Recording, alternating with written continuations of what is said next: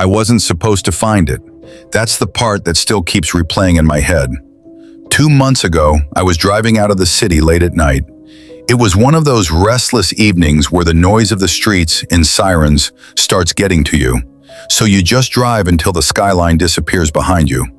The highway was empty. Just long stretches of asphalt, yellow lane markers reflecting my headlights, and the occasional truck roaring past in the opposite direction. My phone was mounted on the dashboard running GPS. I didn't have a destination. I was just letting the road take me somewhere quiet. Around midnight, the signal started acting weird. The map froze, then it zoomed out, then it recalculated. The voice navigation came back on, but it sounded slightly distorted, like a bad phone call. Turn left in 2 miles. There wasn't supposed to be a left turn out here.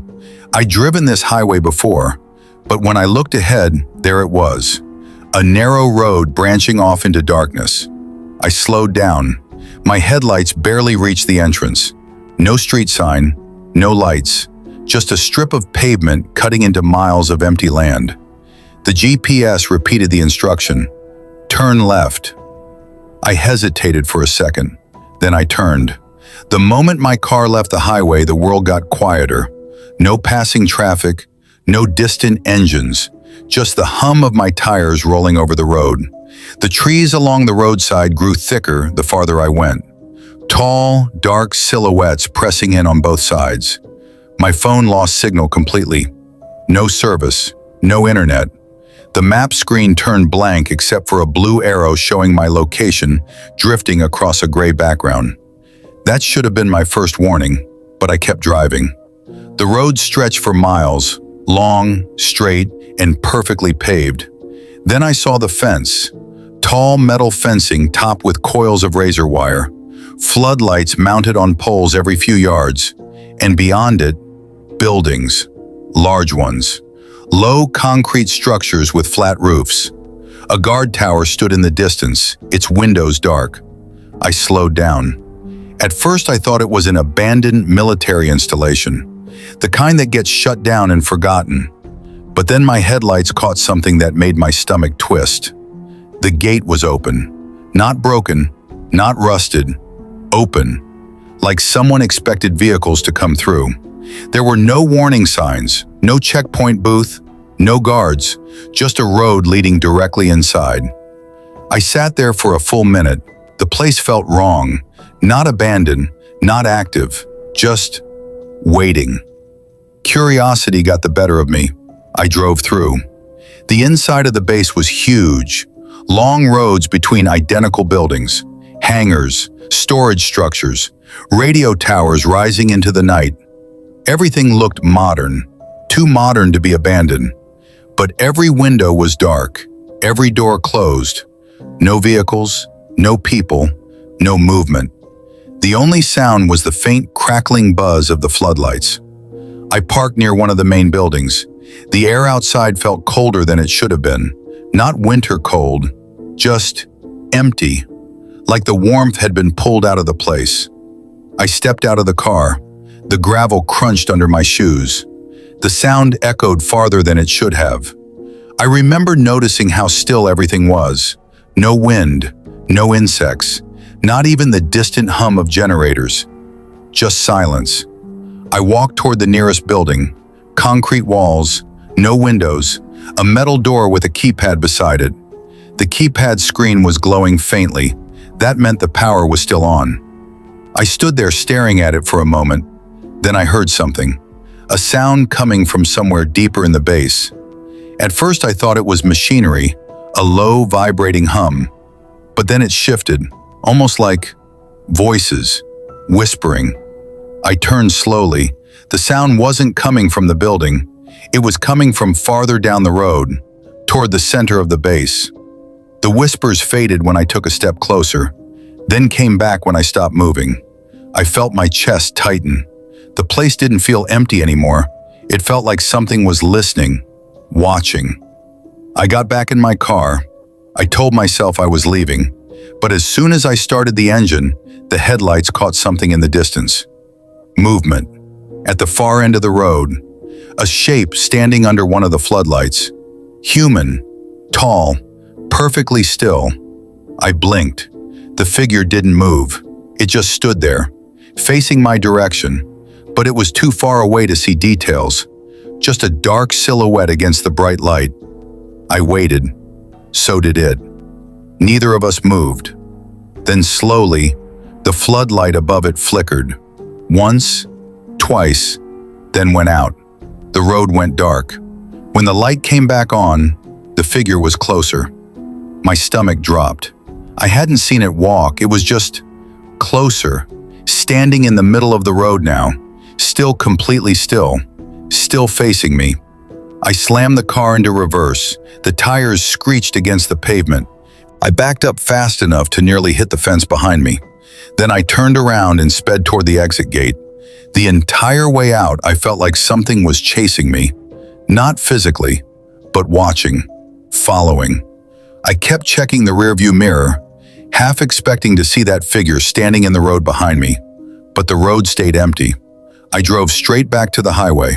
The moment I reached it, my phone signal returned. Notifications flooded in. Messages, updates, everything normal again, except the GPS. The map was completely blank where I'd just been. No road, no buildings, nothing, just empty land. I thought it was a glitch, so when I got home, I checked satellite maps online. I zoomed in on the exact area.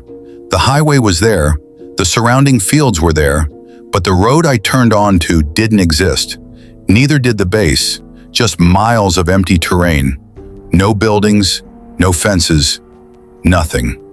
At first I told myself I'd gotten lost, that maybe I'd taken a different road, but I knew I hadn't. Because something happened the next morning. When I started my car, the dashboard camera turned on automatically. It saves footage whenever the engine runs. Usually it overwrites old files. But this time there was a new folder labeled Unrested Location.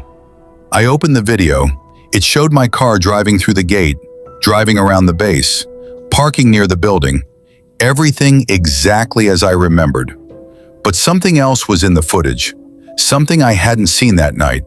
Every single building had windows, and inside those windows, shapes, standing perfectly still, dozens of them, watching. I paused the video, zoomed in. The shapes weren't soldiers, they weren't people at all.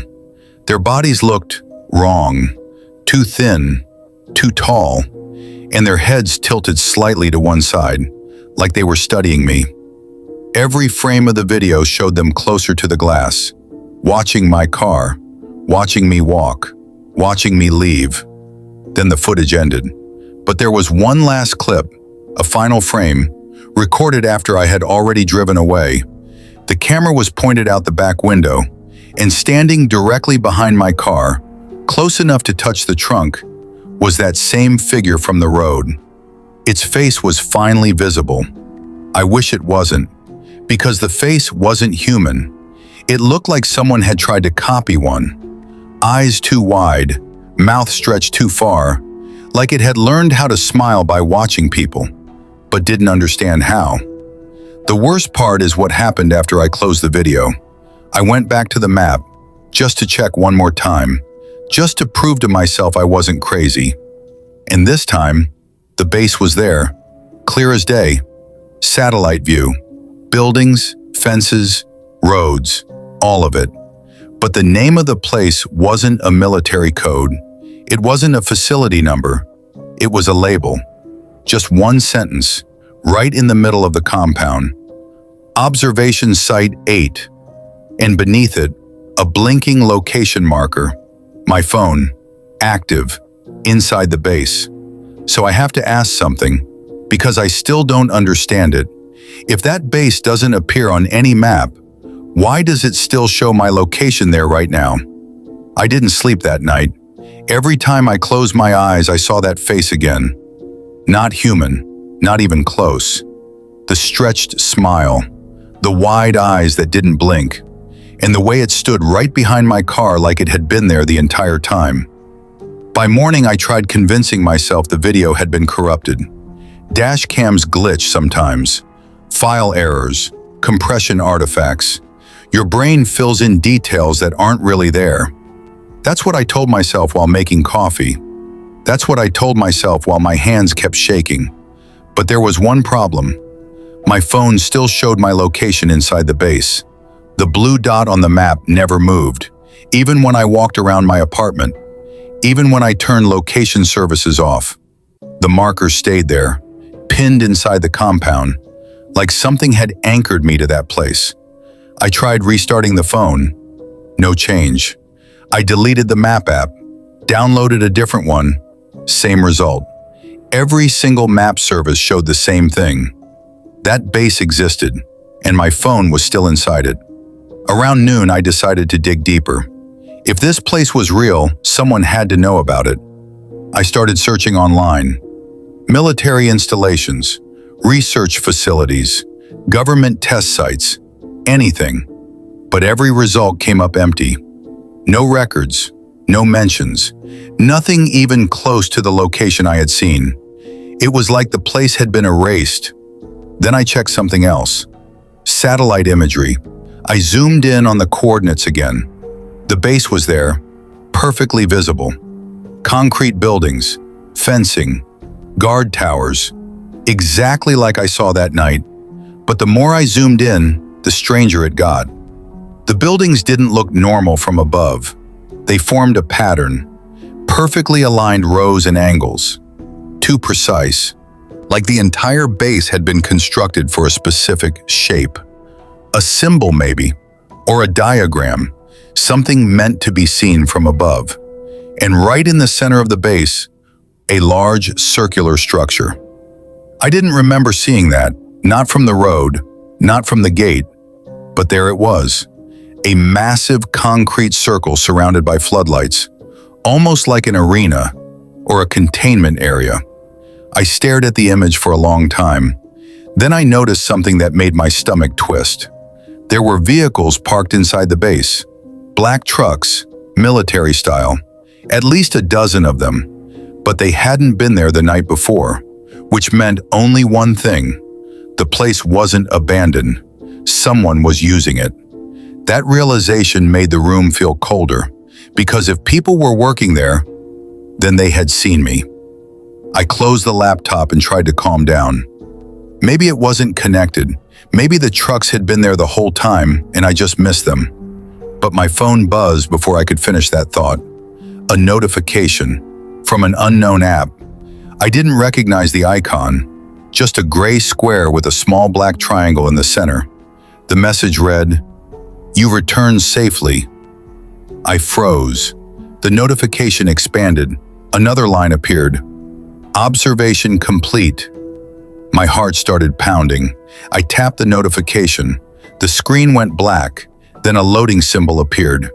After a few seconds, a live camera feed opened. It took me a moment to realize what I was looking at. It was the base, the same circular structure from the satellite map. The camera angle was high, mounted somewhere above the compound, and in the middle of the circle, something was moving. Tall figures, dozens of them, the same ones from the windows. Their thin bodies moved slowly across the concrete floor, not walking, not running, just gliding, like their feet barely touched the ground. I leaned closer to the screen, and that's when I noticed the second thing. They weren't alone. People were inside the circle with them, soldiers, at least 6 of them, wearing tactical gear, weapons raised. The soldiers formed a perimeter. The tall figures stood perfectly still, facing them. The camera audio crackled faintly. I could hear voices, radio chatter. One soldier spoke. "Command, they're responding to visual stimulus." Another voice answered through the radio. "Maintain distance." Then one of the tall figures tilted its head, slowly, toward the camera, toward me. Even though the camera was hundreds of feet above them, even though they shouldn't have been able to see it, the thing stared directly into the lens and smiled. The feed cut out immediately. My phone screen went black again. Another message appeared. "Observation continues. Below it was a second line. Subject exhibits curiosity behavior. Subject. They were talking about me. The room suddenly felt too quiet. I looked around my apartment. Everything seemed normal. Furniture, walls, closed windows. But something felt different, like the space around me had changed. I stood up slowly. That's when I noticed my reflection in the TV screen. At first it looked normal. Then I realized something. My reflection was smiling, but I wasn't. My chest tightened. I turned toward the screen. The reflection kept smiling for another second. Then it stopped, matching my expression again. I backed away from the TV.